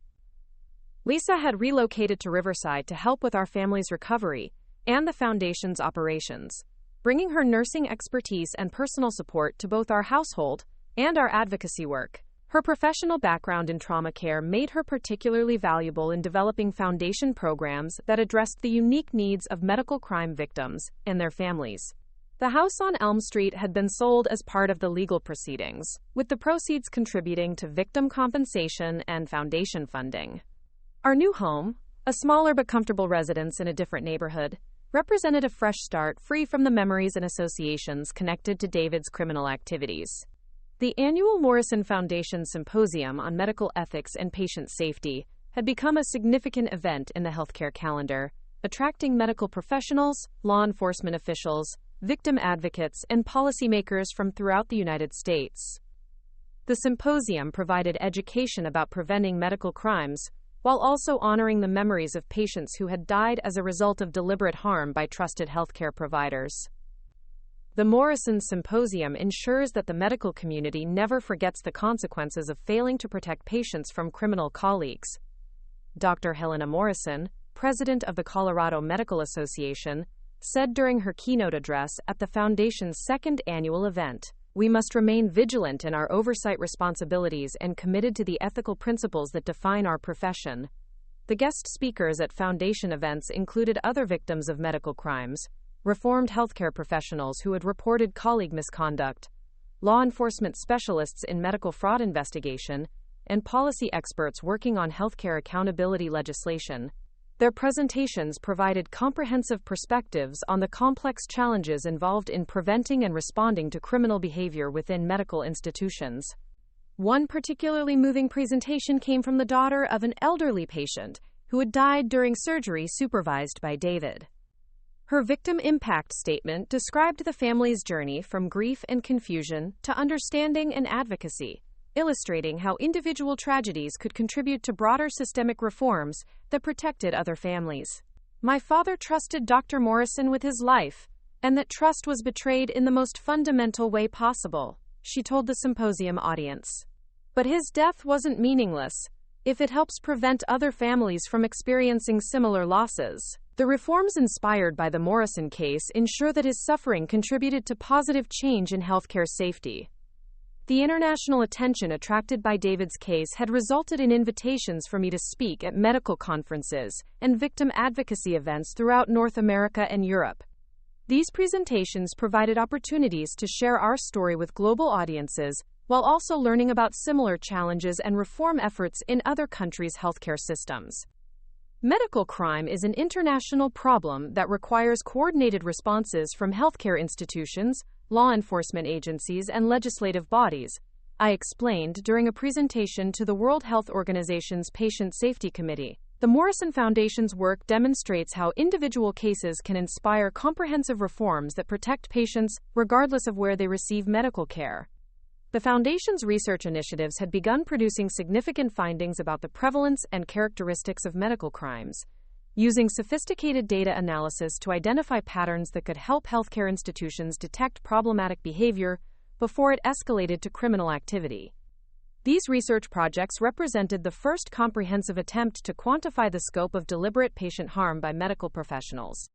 Early findings suggested that medical crimes were significantly more common than previously recognized, with most cases going undetected because victims and their families trusted medical explanations for unexpected complications or poor outcomes. The research highlighted the need for enhanced detection systems and victim support services that could identify and respond to deliberate harm more effectively. The educational programs developed by the Foundation had been adopted by medical schools, nursing programs, and healthcare administration courses throughout the country, ensuring that future medical professionals understood their ethical obligations to protect patients from harmful colleagues. These programs emphasized practical skills for recognizing concerning behavior, reporting suspicious activities, and supporting victims of medical crimes. The Morrison Foundation's educational materials have become essential resources for ethics training in healthcare education. Dr. Robert Chen, Dean of Colorado Medical School, said during a recent faculty meeting, "Future physicians need to understand that professional competence includes the responsibility to protect patients from colleagues who abuse their positions." The legislative advocacy component of the Foundation's work had contributed to healthcare reform bills in 17 states, with additional federal legislation pending in Congress that would further strengthen oversight systems and accountability measures. These policy initiatives ensured that the changes inspired by David's case would be implemented systematically rather than depending on voluntary compliance by healthcare institutions. The Foundation's victim support services had assisted more than 200 families affected by medical crimes, providing legal resources, therapeutic support, financial assistance, and advocacy guidance that helped victims navigate complex healthcare and legal systems. These services filled a critical gap in victim support that had previously left medical crime survivors isolated and without specialized assistance. 5 years after the contact lens attacks that had started this journey, I stood before a congressional committee examining healthcare accountability legislation. My testimony representing not only our family's experience, but also the voices of countless other victims, whose suffering had been prevented by the reforms inspired by David's exposure and conviction. The Morrison Act and related legislative initiatives have fundamentally changed how healthcare institutions approach patient safety and professional oversight, I told the committee members. But our work isn't finished. We must continue strengthening these systems to ensure that no family endures what we experienced, and no patient suffers deliberate harm from professionals they trust with their lives. The committee chairman, Senator Patricia Williams, acknowledged the Foundation's contributions to healthcare reform, while also recognizing the personal cost that our family had paid for these achievements. Her comments reflected the broader understanding that individual tragedy could inspire positive social change when victims chose advocacy over despair. Mrs. Morrison, your courage in exposing your husband's crimes and your dedication to preventing similar tragedies represents the best of American resilience and public service, Senator Williams said during the hearing. The Morrison Foundation's work ensures that your family's suffering contributes to protecting countless other families from experiencing similar betrayals. The hearing room was filled with other victims of medical crimes, healthcare professionals committed to reform, and policy advocates working on patient safety legislation. Their presence demonstrated the broad coalition that had emerged around healthcare accountability issues, inspired by individual cases like ours but focused on systematic changes that would benefit all patients. Tyler and Chloe, now young adults preparing for college and considering career paths influenced by their experiences with medical crime advocacy, accompanied me to the congressional hearing. Their presence symbolized the healing and growth that had emerged from our family's trauma, while also representing the next generation's commitment to continuing the work of healthcare reform and patient protection. Our family's story isn't really about what one terrible person did to us, Tyler said during his testimony to the committee. It's about how people can work together to fix broken systems and protect other families. The Foundation's work shows that good things can come from bad experiences if you're willing to fight for change. Chloe's testimony focused on the impact of medical crimes on children and families, emphasizing the need for specialized support services that addressed the unique trauma experienced by young people whose trusted adults were revealed to be criminals. Her presentation was articulate and moving, demonstrating the resilience and advocacy skills she had developed through years of Foundation involvement. Kids need to know that when adults they trust do terrible things, it doesn't mean all adults are dangerous, Chloe told the committee. But they also need help understanding their feelings and figuring out how to trust people again. The Foundation's programs help families heal, while also making sure these crimes don't happen to other kids. As the congressional hearing concluded, and we prepared to return to Colorado and our ongoing Foundation work, I reflected on the extraordinary journey that had begun with burning contact lenses on that October morning 5 years earlier. The pain and terror of those initial attacks had been transformed into purpose and advocacy that protected countless other families from similar betrayals. David remained in federal prison, his medical license permanently revoked, his professional reputation destroyed, and his criminal activities serving as a cautionary example for healthcare institutions throughout the country. His transformation from respected physician to convicted criminal illustrated the importance of oversight systems that could detect and prevent abuse of professional trust before it resulted in patient harm. The Morrison Foundation's work would continue for decades, adapting to new challenges in healthcare accountability while maintaining its core mission of protecting patients from criminal medical professionals. The systematic changes inspired by our family's experience had already prevented numerous similar tragedies, validating the decision to transform personal trauma into advocacy for broader social reform. Our story had begun with betrayal, deliberate harm, and the shattering of trust between family members and within professional relationships. But it had evolved into a narrative of resilience, accountability, and positive change that demonstrated how individual courage could inspire institutional reform and protect countless innocent people from experiencing similar suffering. The contact lens attacks that had nearly blinded me had ultimately opened my eyes to the possibility of creating meaningful change from personal tragedy. The Morrison Foundation ensured that David's crimes would be remembered not only for their cruelty, but also for their role in inspiring comprehensive reforms that made healthcare safer for all patients. Up next, you've got two more standout stories right on your screen. If this one hit the mark, you won't want to pass these up. Just click and check them out.